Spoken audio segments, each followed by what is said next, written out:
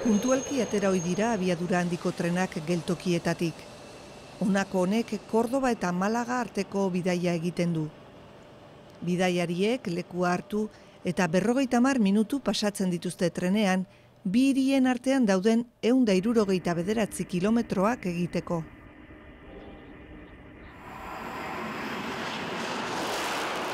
Hirureunda 50 kilometro orduko abiadura har dezakete tren horiek, baina normalean ez dira muga horretara iristen, eta zatika gainera abiadura galdu egiten dute.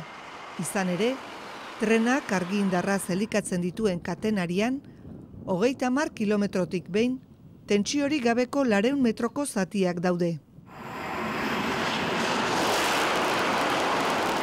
Trenaren leihotik begiratuz gero, tarteka goi tentsioko dorre eta hariak ikusten dira. Hari horietatik heltzen zaio argi indarra trenaren katenariari, baina ez zuzenean. Lehenik energia hori aldatuko duen azpi estazio batetik pasako da argi indarra behar den potentziara egokitzeko. Goi tentsioko linea trifasikoa da, hau da, 3 haritan darama tentsioa. Abiadura handiko trenen katenariak berriz, horietako 2 hari besterik ez ditu behar. Azpi estazioan, goi tentsioko 3 harietatik 2tik hartzen dute potentzia trenen katenaria elikatzeko, eta bat libre geratzen da. Horrek, desoreka sortzen du banaketa sarean, eta lineako galerak handitzen ditu.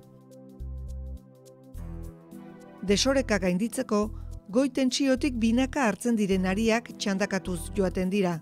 Adibidez, lehen 30 kilometrotan, R eta S harietatik hartzen da indarra. Hurrengotan, S eta T-tik, eta ondoren, R eta T-tik. Hari tartekatze hau ezin da segidan egin, tentsio aldaketek zirkuito laburra eragingo bailukete. Tartekatze hori egin alizeteko, sortu bida zona neutro bat, alde bat eta bestie, aislamento gaiek. Trenantzako zona neutro hori eta elikadura mosketa bat.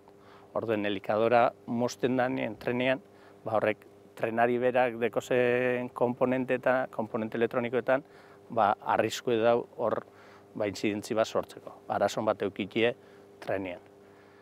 Hori ebitetako, gaur egun eiken dana da, zona neutro baino kilometro bat harina, disjuntoriz zabaltzen da, hau da trakzio bari geratzen da trena, eta beren inertziagaitik jarraitzen dau, paseten dau zona neutra guztize, bestaldera arte. Eta bestaldien ja pasadunien, osue, 500 edo beste 600 metro arutza ba, osta belikatzen dau, eta jartzen dau bere martza.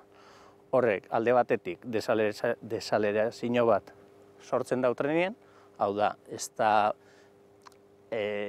hori egongoz pasan harina heldu alkozan beste puntora, eta bestalde, arrisku edo bai trena bertan bera zona neutra barruen geldi geratzea.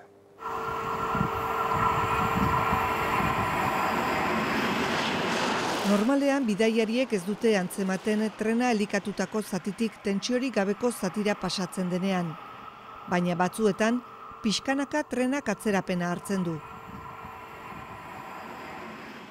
Trena helmugara berandu iristeak dirutza suposatuko die operadorei, kalte ordainak ordaindu beharko dituztelako.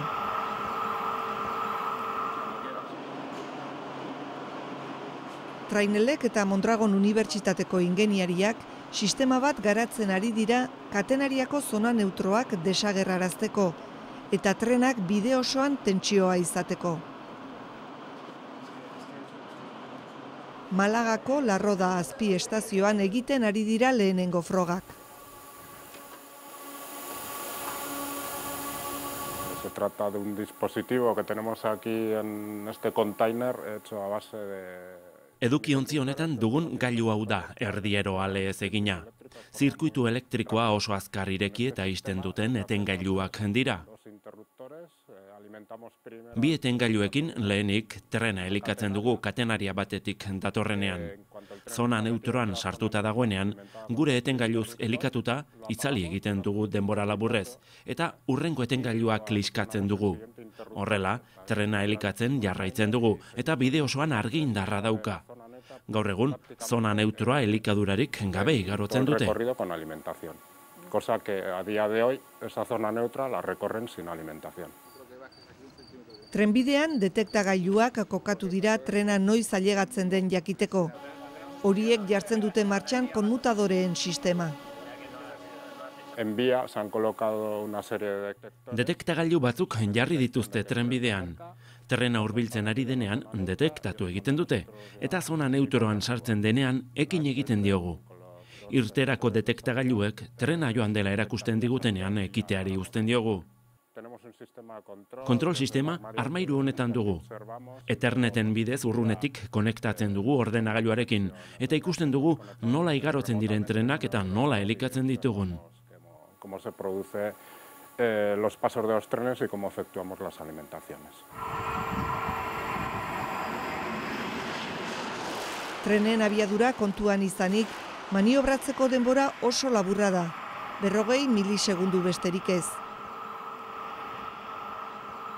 Ez beharrik gerta ez dadin, babes sistema antolatu da azpi estazioan. Ustekabe baten aurrean, segurtasun zirkuituak ireki egingo lirateke.